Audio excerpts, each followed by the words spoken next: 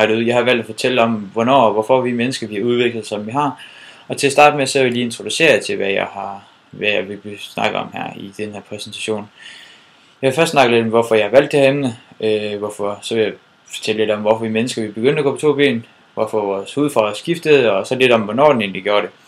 Sådan cirka. Og så portrætter af vores forfædre, hvorfor de egentlig er forkerte. Det er det sidste, jeg vil snakke om. Hvorfor det er et emne? Jeg har valgt et emne.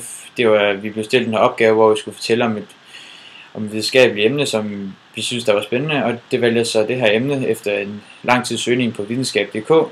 Så fandt jeg den her artikel om, hvorfor vores hudfarve egentlig ændrede sig gennem tiden. Og det synes jeg egentlig var rigtig spændende.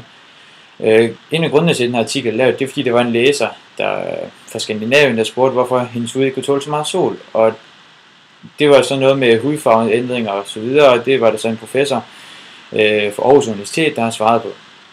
Og ja, grund til den artikel har den fanget min opmærksomhed, det er fordi, jeg har altid været rigtig fascineret af menneskets evolution, og især de to spektakulære ting med, at vi begyndte at gå på to ben, og så at vores hudfarve ændrede sig.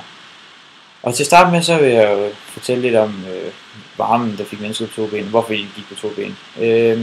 For 5-7 millioner år siden havde vi rigtig meget til fælles med chimpanserne.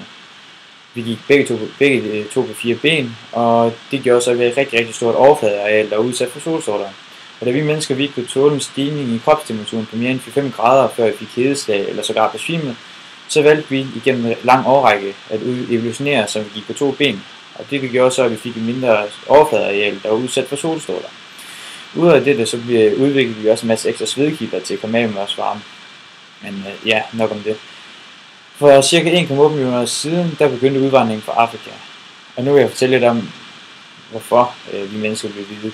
Og det er jo på grund af manglende D-vitamin. Manglende indtag af D-vitamin nordpå, det var især på grund af vores landbrug. Det gjorde, at vi ikke spiser så meget fisk, og fisk er en rigtig god kilde til D-vitamin. Så derfor, på grund af at huden, jo lysere den bliver, jo bedre den til at optage D-vitamin, så begyndte vi at evolutionere igennem en lang årrække, så blev vores hud lysere, indtil den farve, den egentlig har i dag. Og jo længere nordpå man kommer, jo lysere folk.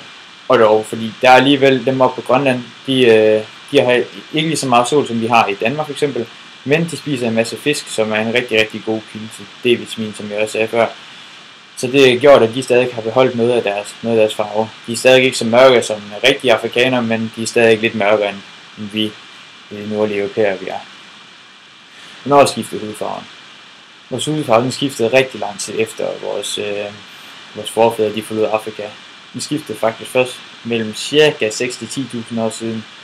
Det vil sige, at der gik cirka de der 1,8 millioner år siden, hvor vi udvandrede fra Afrika, så gik der cirka 1,8 millioner år før at farven skiftede. Så den har skiftet relativt for nylig, set med forskerens øjne.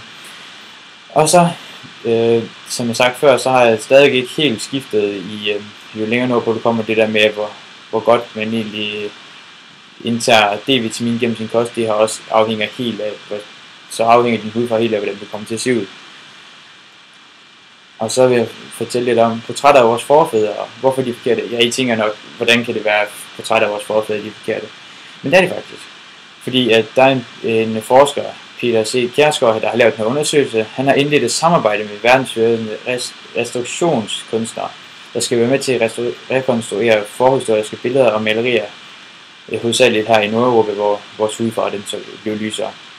Og det skal give folk en rigtig opfattelse af, hvilket folkeslag vi havde dengang. For lige nu tror folk, at vi har været hvide mennesker her i Europa i rigtig mange år.